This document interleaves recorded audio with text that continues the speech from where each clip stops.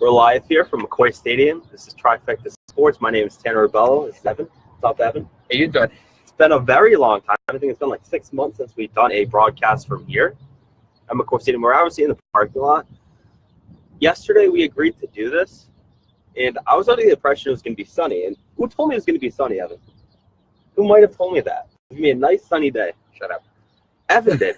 But instead, you can see it. There's overcast skies here. It is 39 degrees.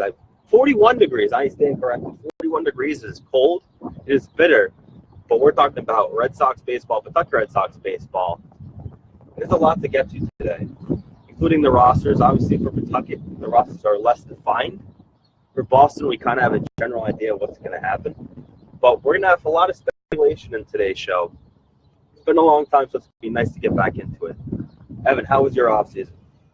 Kind of boring. Was it? Yeah, it's been a lot of just looking out the window, just waiting for this season to start. So the last month or so, it's been a little bit better. Right. I mean, the fact that not much has happened, They signed still needs to happen. JD Martinez, Evan. That was the Red Sox offseason. You could have fast forwarded to spring training. You could have missed the entire offseason. And all you would have needed to know is they signed JD Martinez. That's it. Hey, they brought back Mitch Moreland. Oh, yeah. Which seems probably like a mistake now, actually. It really is a mistake. It was definitely David Dombrowski ensuring that they had an option at first base. But when you sign JD Martinez, now you have question marks across the board with guys like Blake Swihart, Sam Travis, Hanley Ramirez. Where are these guys going to play? In Mitch Moreland, where's Moreland going to play? Is it going to be just a defensive upgrade? So the Red Sox have a lot of questions. And the Pawtucket Red Sox team does so well. There's a lot of new faces that are going to be in this ballpark. A lot of guys that are returning as well, but some guys at the major league level, like Blake Swihart, who are just simply out of options. Yeah, this year you won't be seeing Blake Swihart. You won't be seeing Bryce Breds, obviously, because he was traded to the Pittsburgh Pirates earlier in spring training, right after the Red Sox acquired JD Martinez. You won't be seeing Devin Murrow. Yeah, Devin Murrow probably is out of options, while Sandy Leon's out of options. Because they have an interesting little debate now with the Red Sox catching core. They're going to carry two catchers, not going to carry three. I mean, they could. They simply could, because Blake Swihart does offer flexibility on their roster. He can play first base for them. But Alex Cora said it best. He said Blake looked okay at first base. Like, it's not like he looked great. He looked okay. Yeah, from what I saw of Blake Swihart at first base here last year, he's serviceable. I wouldn't say he's great at overwhelmingly good at all. I would say Hanley Ramirez back at when he played first base a lot during the 2016 season, that was a much better for job at first base. So I don't see him being a future first baseman. If anything, you probably see Blake Swihart in left field or being catcher if he ends up staying with Boston Red Sox. It all depends on Blake Swihart's bat, though. It really is. With Blake, he was a serviceable hitter at the major league level. I'd say he was above average hitter at the major league level. Didn't really find that power. Didn't find the power stroke, and he hasn't really had that in his career to begin with. At catcher, at best, he's a serviceable catcher. He's never been an excellent defensive catcher. He's never been excellent at left field as well. He doesn't have a lot of time there. So he's never been an excellent fielder to begin with, Blake Swihart. So you have to question, what is his position in Major League Baseball? I think it could be a DH role. It could be flipping around. But I don't think it's with the Boston Red Sox. This current roster, the way it's built, I don't imagine Blake Swihart fitting in, and I think he is a trade piece. One thing I was looking at was that Red Sox bullpen doesn't have a lot of left-handed options. I think Robbie Scott's one of the only left-handed options for Alex Cora. Really is. So if you're Dave Dombrowski, you might be looking to trade a guy like Blake Swihart for a left-handed reliever. I'm not sure who. Haven't really put a target list together, but that might be an option to get rid of Swihart. But you also have a ton of pitching options. Obviously, right now, it looks like the starting rotation is going to be Sale, Price, Porcello, Pomeranz, and then Brian Johnson to begin the season, because it looks like Eduardo Rodriguez and Steven Wright will not be ready to begin the season. But what happens when they come back? Rodriguez and Wright are both out of options, so they're going to be at the major league level. So is Brian Johnson. So he will not be here for Pawtucket this year. He will have to be in Boston, or he's going to be somewhere else. Right. So are you willing to give? Who are you willing to give up? So I mean, chances are Brian Johnson will probably go to the bullpen you mentioned, just because he is the left-handed option. Right. But who are you going to get rid of? You're going to have Brandon Workman. You get Tyler Thornburg back this year, right? Supposedly, and I think it was Christian Vasquez was catching a side session of Thornburg, and after the session, you simply just said, "Wow!" Like apparently Thornburg's popping at spring training, so yeah. So that's a late inning option for Houseworth. Yeah. So you also have, well, obviously you have Workman, but you also have a guy like Keith Hembry. Is he the odd man out? And I think he may be. He really over the past couple of years, he's been shown it to be a decent option out of that bullpen. There's so many better options now for this Red Sox bullpen.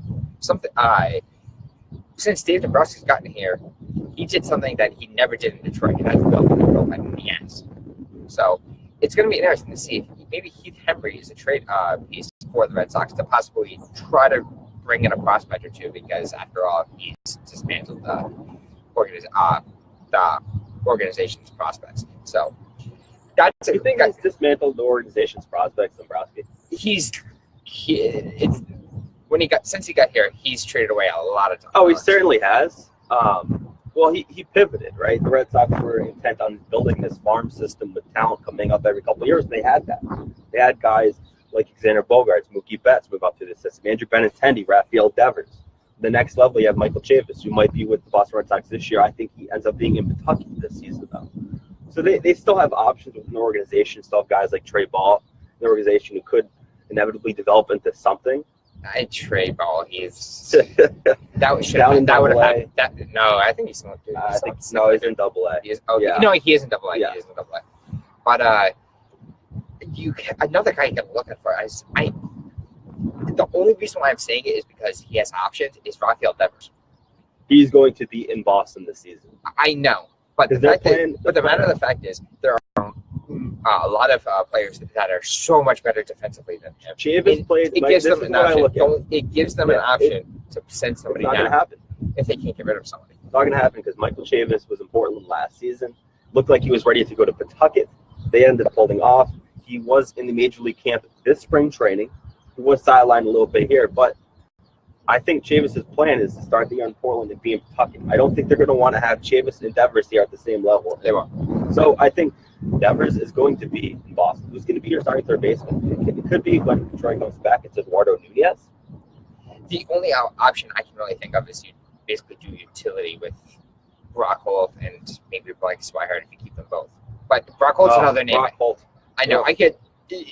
Brock Holt is a name I see possibly going. People love Brock Holt, a super utility player. But if you look at this organization, it's filled with players who can do the same thing.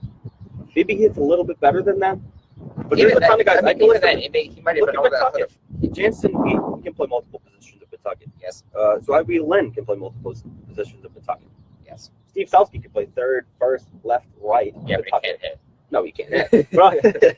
But there's guys up and down this organization that can play multiple positions. At the major level, Eduardo Nunez can play multiple positions. He can play third base, second base, and shortstop. But the fact is, so like Brock Holt is very expendable to me. He is, especially since he's getting paid a lot more money than these guys. Right. So is it worth it if you're the Red Sox to trade Brock Holt and use Devin Marrero? Because let's face it, Devin Marrero is the best defensive infielder the Red Sox have. So but he's the worst hitting infielder the Boston Red Sox have as well. So true, but he cost roughly over $1 million for a team that's trying to stay under that. All right, I'll pose this question to Red Sox fans: would you rather have Brock Holt or Devin Marrero? Personally, I would rather have Devin Marrero because he excels at one thing. Brock Holt does not excel at anything. In fact, he's average or below average at everything he does. So I take Devin Marrero because he actually is good at something. I don't like Brock Holt. I completely agree with that. But personally, I'd rather not even take either of them. I'd rather take Blake Swihart because he can hit. Right.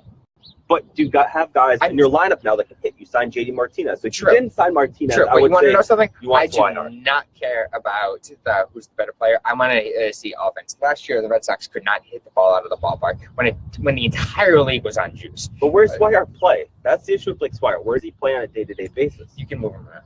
You can. So he can. He can play first. But in your ideal lineup, you have to win one game. Which obviously, we're in spring training. We're not even at that point. But, if you're Alex Cora putting together your lineup, where are you going to plug in Swihart? Is he going to overplay a Christian Vasquez? Probably not. Is he going to overplay a Hanley or a JD Martinez? Probably not. So, it's I'd rather have him be the second catcher. It's just because, granted, Sandy Leon is going to be with the Red Sox this year. But the matter of the fact is, he'll hit like probably like 400 the first 2 months. The rest of the season, he's gonna hit about a buck 50, and that's what he is. So he's good defensively as well. Sandy gets you some defense, but you have Christian Vasquez, who I'm told Christian Vasquez is the best battery mate in the game, or one of the best catchers in the game. So you need another defensive catcher. But on top of that is you really don't have much catching depth in the let's go down to the AAA Pawtucket catching depth. Dan Butler, who's right now with the Major League camp, he's going to be the top catcher here. Jake Romanowski suspended PEDs. 100 games, so you can't even look at him until August. Oscar Hernandez, Austin Ray, who was playing in Portland. There's nothing for catching depth in this organization. So that's the only thing you might want to if you trade away Swihart, you will have no depth in your organization. Say Vasquez or Leon get injured, Dan Butler's going to be the backup in Boston. So you don't have options. That's why or sign somebody. It's going to be which they may joke. That's why I say the Reds actually hold on to like Swihart and get and trade somebody like Brock Holt. Would anybody want Brock Holt? I think they could probably fetch something. There's there's 15 teams in Major League Baseball that are one, and they're all in the National League. Yeah, I don't value Brock Holt. Some people might. The National League loves because he's that super utility guy. There's a lot of switches that go on the quickly.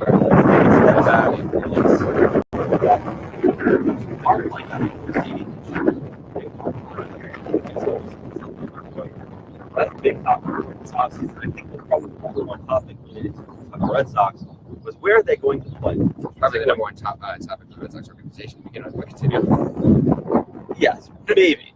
There's a lot of hearings around about this, a lot of votes, a lot of people giving their opinion on it. I think it's just in Pawtucket. I actually like this spot for them. I don't know if it's with this stadium. I think the stadium's serviceable, but I think it lacks the modern necessities you do need. And you're not going to attract people here on a Tuesday night. That's not going to happen no matter how many promotions you do.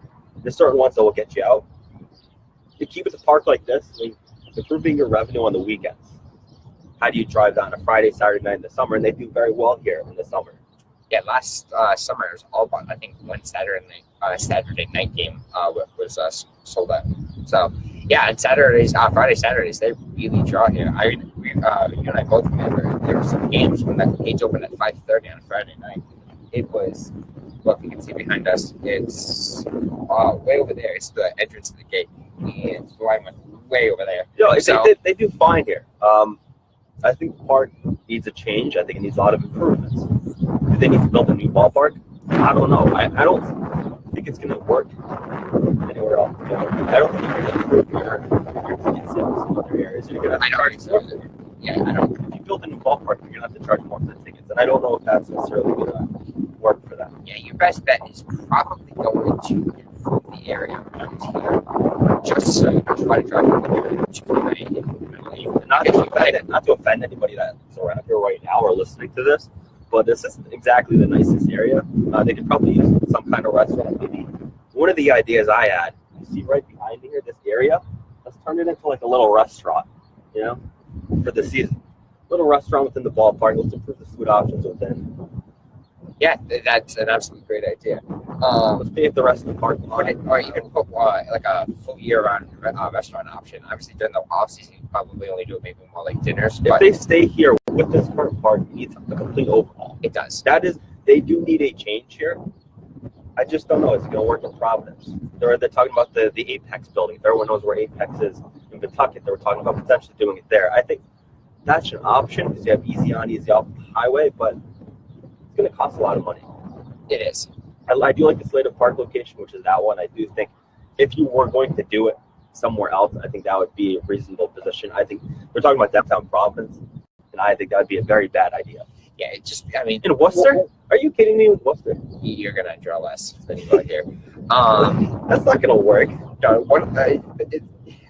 With everything that you said, one of the perks of McCoy Stadium is the how easy it is to get to the games and to leave the games. When you're leaving after game, even if this place is packed, you're way on your way home. And it's still a decent venue to watch a game at. It is still an enjoyable event for a fan to go to. It's still an enjoyable park to go to. It just lacks some of the modern amenities that you would expect even at a AAA ballpark, because AAA ballparks are getting nicer and nicer, and this one's kind of staying the same. It is. So you look at the ballpark that they just opened in Hartford, brand new stadium. It took a year longer to build than what they were planning on taking, but beautiful ballpark.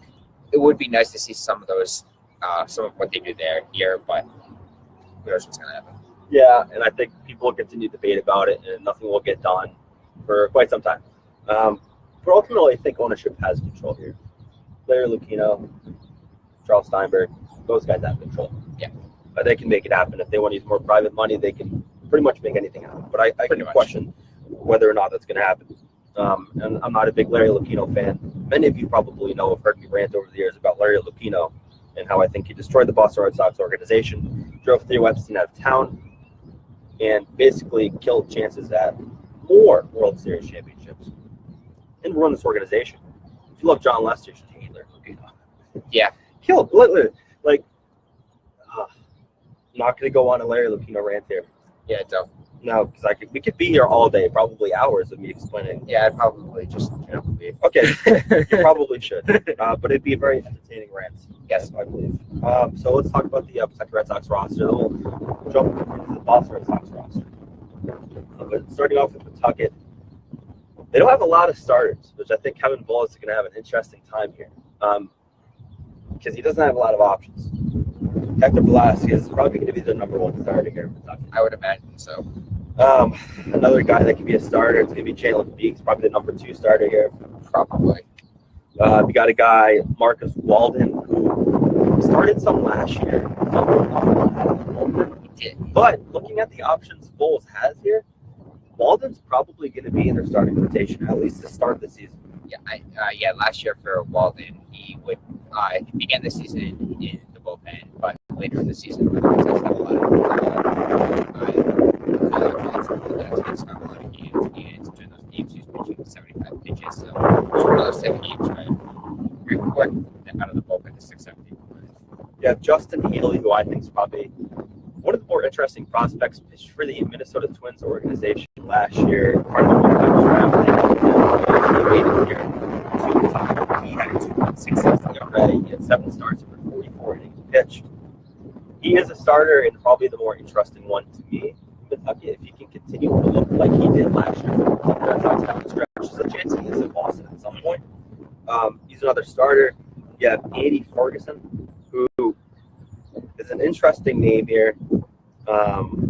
Quickly looking up his stats, he did pitch for the Royals organization last year. 3.38 ERA, 32 and 29 win-loss in his career. He'll be here in Pawtucket. And another guy that I know for a fact you and I both completely forgot about. Probably. Now, Ronis Elias. Did you forget about him? I did, but I thought he was going to be in Boston. I think he's going to probably be done here in Pawtucket just because there's going to be no options for him in Boston. He's a guy that you could be seeing. With Elias, what do they want him at? That's going to be the question here. Do they want him at the bullpen? Do they want him being a starter? With Elias, that's going to be the question. So if Boston wants him as starting depth, he will be in the starting rotation in Pawtucket. If they want him as a bullpen depth, he'll be in the bullpen. So really, it's up to Boston to determine that here. I would imagine it's going to not up to Kevin Bulls. It's not. Not with this. What I would imagine it's going to end up being is it's going to be out of the rotation because if that it's just a final.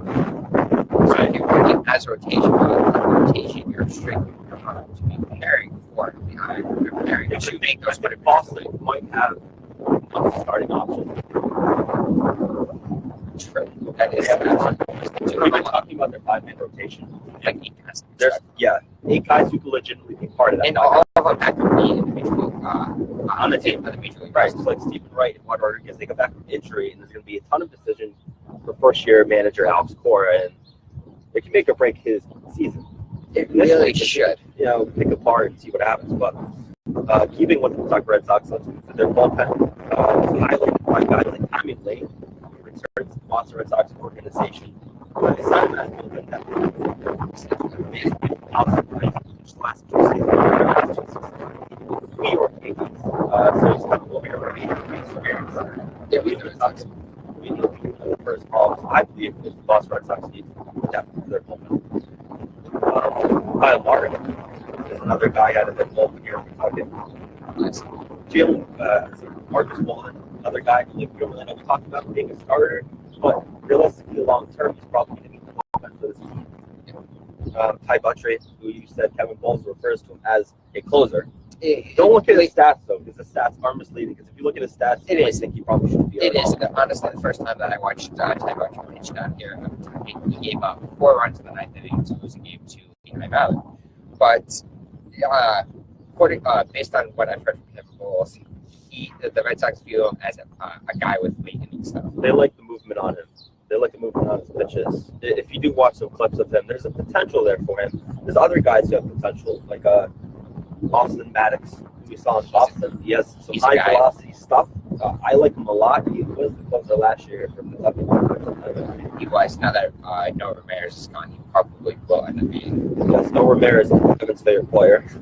William Perez will be in the bullpen. Chandler Shepard will be in the bullpen. That's another guy you can go look out for.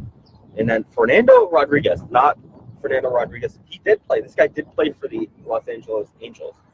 But this is not the same guy. They made sure. But he does have 231 innings at the major league level.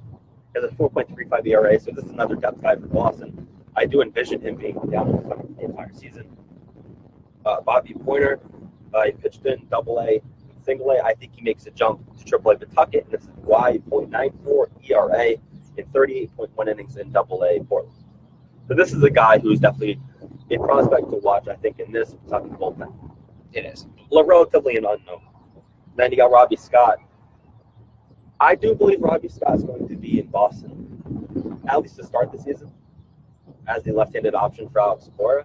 Yeah. Like you said, Brian Johnson might be that option out of the bullpen later on. But right. But I think the start there it's Scott. I know. That's why Brandon Workman's going to be interesting because he is a major league pitcher. So it's going to be interesting to see if he ends up starting the season in Boston or Pawtucket because I believe he still has options. I like Brandon Workman a lot. I think he should be in Boston. I think Alex CORA will like him a lot. So that's the pitcher depth. I have 14 guys in Pawtucket pitching. You can find this at TrifectaNetworkSports.com. I put together a roster for the Pawtucket Red Sox. It's going to change positions are made by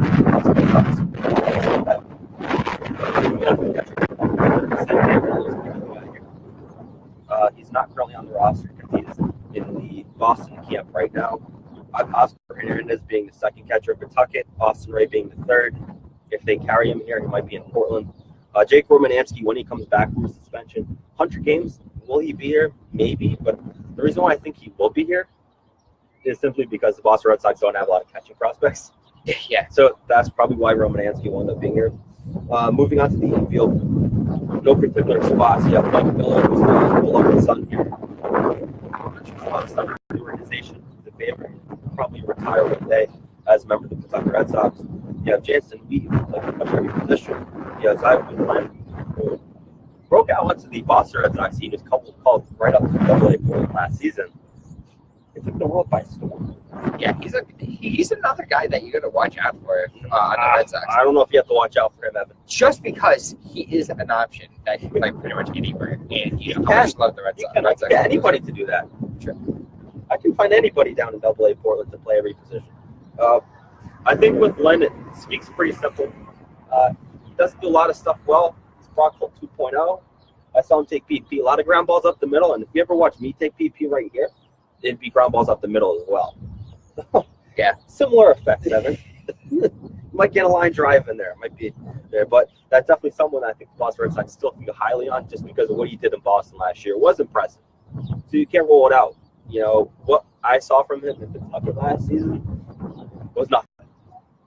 Like, in terms of what I think he can do. But what he showed in Boston, like, deserves some kind of medal, maybe. Sam Travis needs a breakout season. It's unclear where he sits in the organization right now. Travis was supposed to be the first baseman of the future. Personally, I don't know what the first baseman right now looks like for the Boston Red Sox. I don't know what the DH position looks like for this team. Alex CORA is going to have one hell of a job. Dave Dombrowski's really done one up for him because he has to make a ton of big-time decisions here with the team that's supposed to win 90-plus games.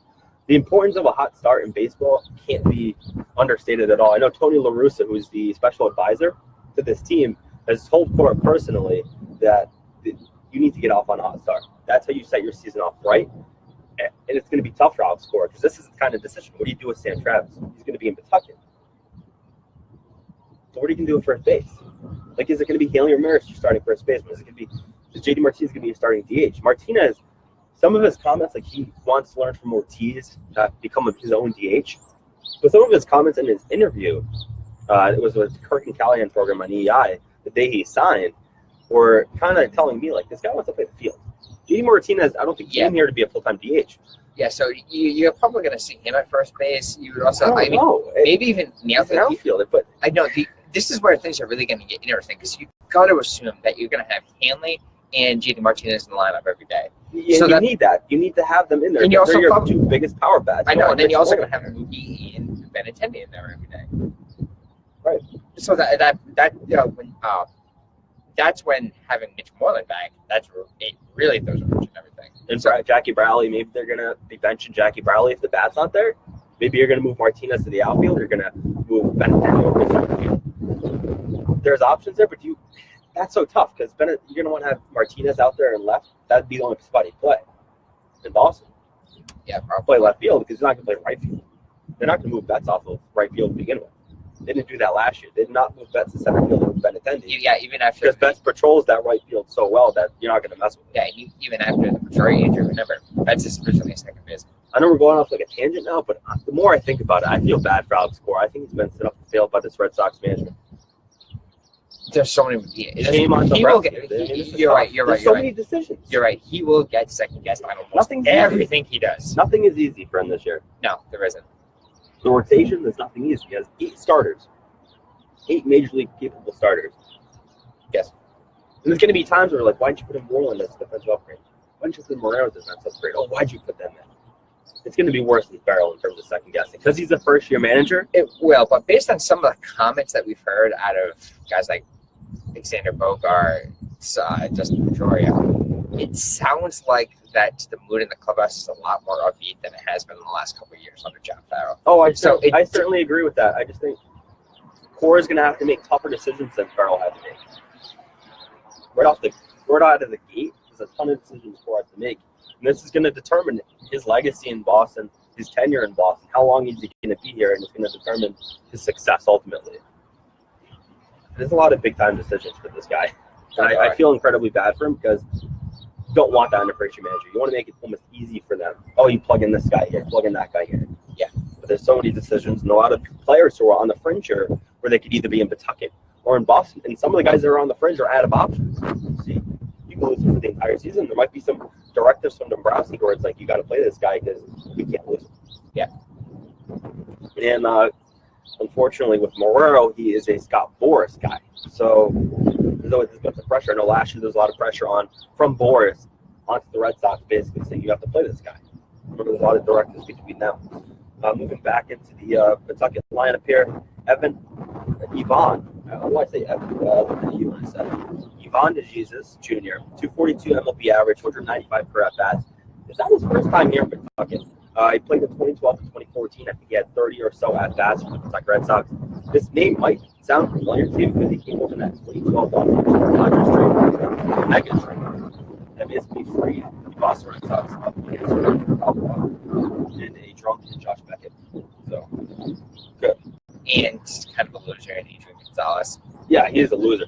How about Adrian Gonzalez, who was considered like a superstar at one point? And what a loser, huh? Oh my God. They basically, the Dodgers,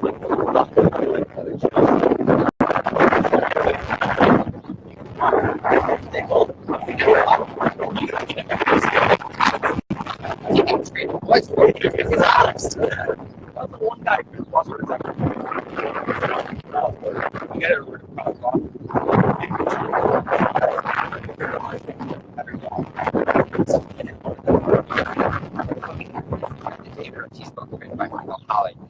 In that book, Ortiz says that he was told by Crawford that he was expecting $90 million in free agency. When the Red Sox came after him, 142.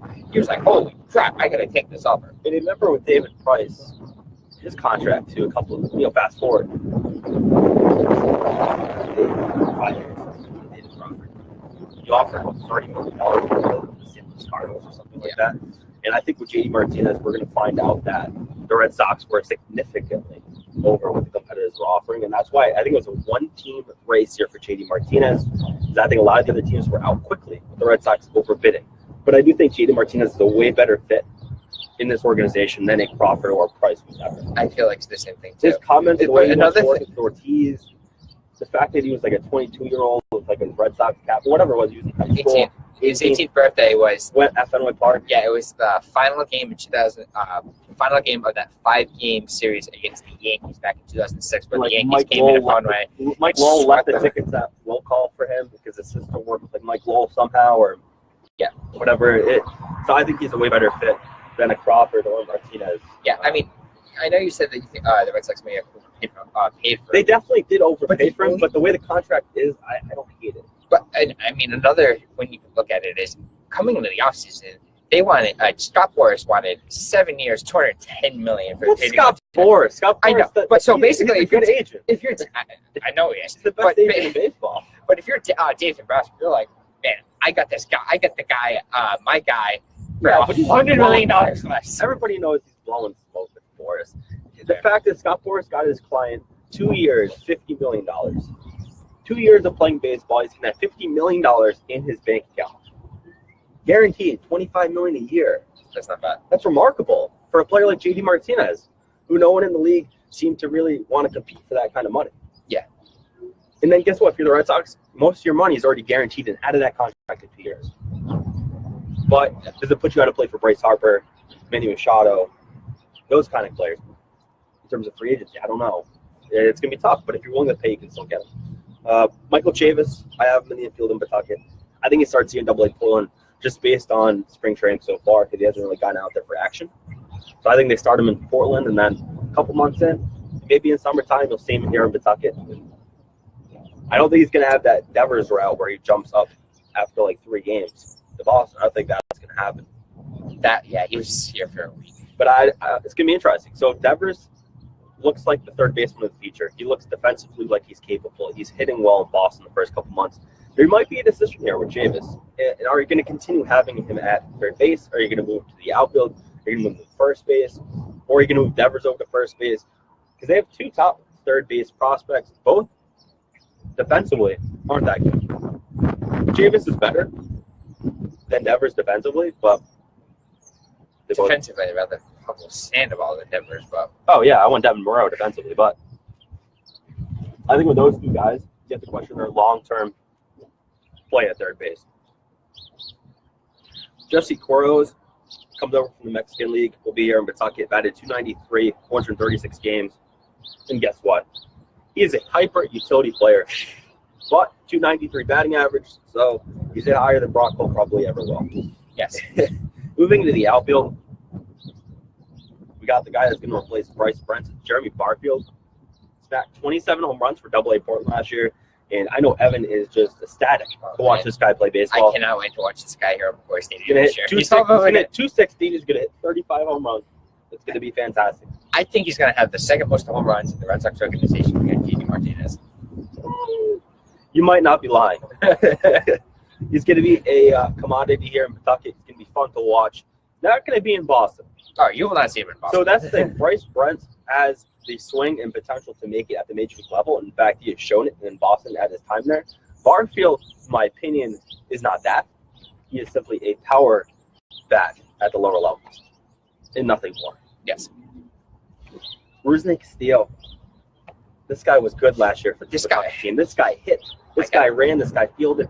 He looked like a 5-tool player last year for this Red Sox. You know what? I know. Looked like he deserves a shot. He deserves a shot in Boston. That's it. We're trading Jackie Bradley Jr. to get Rusney Castillo. I know every Red Sox fan can't stand this guy because of what he did during his time in Boston. But the matter of the fact is, the guy is ready now. He is actually ready now. Last year, watching him here defensively, I saw him have, I think, one mess up the entire year, but offensively, he's a beast. Offensively, he's a stud. And he was set up to fail. This is another instance with the Boston Red Sox organization set their player up to fail. Yeah. Rusnake signed a massive contract coming out of Cuba. He's an older player. And they thrust him right in. Because with that money, they felt the pressure that they had to start Rusnake Castillo, and they felt the pressure. Can you get a new muffler? I hate people like that. It's so rude. I did too. So rude. But Rusnake Castillo was thrust into the situation in Boston where he had to perform because the money he was getting paid. But that was simply unfair because he wasn't adjusted or even ready for the Americanized style of baseball. That takes several years to get acclimated to. And guess what? Last year in Pawtucket, he showed that he is finally ready to play Major League Baseball. He deserves a shot. And if not, the Boston Red Sox team should trade him. But the issue with him, the caveat with him, is going to be the tag that is priced in. Because he costs a ton of money, you're going to have to eat most of that money for the Boston Red Sox trading him away. And I don't think they're willing to do that. Because I think one injury or Jackie Bradley Jr. batting, $175 for 2 months might set a chain of events where you have Rusnake as your starting center fielder in Boston. Yeah. He deserves a shot. And if he looks just as good as he did last year here, he's going to be, and he was an all-star for this Pawtucket team. Was injured for quite a spell, so that kind of dampened, I think, their general feel around towards him. him. Yeah, he was banged up a lot, but Rusnake looks like a ball player, guys. He does. Yeah, he finally really does. And I can't be higher than I am right now on him. He'll probably change it better. But right now, I'm all in on Rusnake Castillo. Like last year, Price went below on him. Yeah, Buck in Pittsburgh, he was Price, you're going to like a full runs. You're going to back 260 at Major League level. And guess what? This season, Red Sox fans are going to be saying, like, that Travis Shaw 2.0? Why didn't we get rid of him again? Yeah. We treat all of our guys. Oh, man. Travis Shaw could be your starting third baseman or first baseman right now. They can't think. They can't think of it. No. They have these flashy names, all these big contracts. That's the issue with Brown. Is that he makes all these flashy moves. He makes them happen. Anybody can work their face. Anybody can get that money. That's what he is as a GM. Consistently overpaying for stuff. We'll see his long-term vision here. But they loaded up last year when they traded for Chris Sale. They made the determination as an organization that they're going to win a championship. Will they do it? They send J.D. Martinez. Will that be enough? I don't know. I really don't know. But they made the determination. They made the determination to win now. And if you don't win in the next 2 years, it's a failure. Yeah. The organization will be a failure. You have to reset, restart pretty much. Yeah, pretty much. We will see. Continuing, you have Nori Tavares, another outfielder here in Pawtucket. You have Luke Tendler, another outfielder, and you have Steve Selsky. If you're a Boston Red Sox fan, you know of him. Had a good spring training a couple years ago. Can't hit for shit, but he can play a ton of positions, and he's a top player. Every now and again, he'll come right around here. You'll run into one every now and again. Legitimate area, this is left field. You'll run into one every now and again. My training started on Right.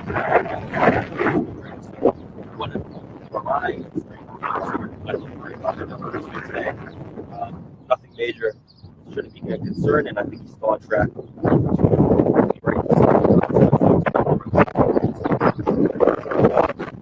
The Boston Red Sox roster. This is something I think Evan kind of worked on last night. They kind of put together a general 25-man roster. And we kind of dipped in and out of that a little bit. But what are some things you're looking for? That bullpen, I kind of already touched on that. It's going to be really interesting to see what's going to happen right now. Because right now, I have 7 guys in the bullpen. It's going to be Kimbrough, Barnes, Thornburg, Carson Smith,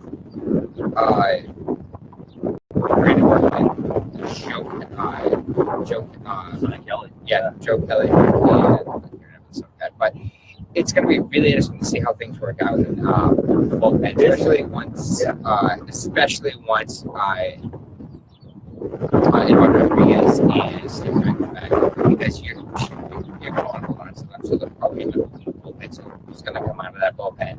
I want to hold on to Steve Wright. I mean, we can. I don't want to get into the situation that happened with Steve Wright this offseason. I don't really want to get into that kind of stuff. I know. But I mean, you have to question that character. Do you want that in the clubhouse? Was that a one-time incident? If you're the organization, you have had to make. I hope they have at least had some kind of determination related to that. I do too. And But what is he is a guy you got to watch out for. knuckleballer? Yeah. Yeah, other than that, really, it's like you got to look at that infield, see what's going to happen with essentially just Blake Swihart, Devin Marrero, Brock Gold, and Sam. I think Sam Leon's going to stay just because he's a catcher, but I'm really interested to see what happens with Blake Swihart over the next couple of weeks. So is he going to stay? Right. So a lot of questions. We'll have more. This is our spring training, I guess, update at McCoy Stadium. We'll be covering the team once again. We'll have live coverage of media night at Pawtucket. What is that date at? April 4th. Be our April 4th. We probably will have like another update at some point within the next couple of weeks. Another live stream.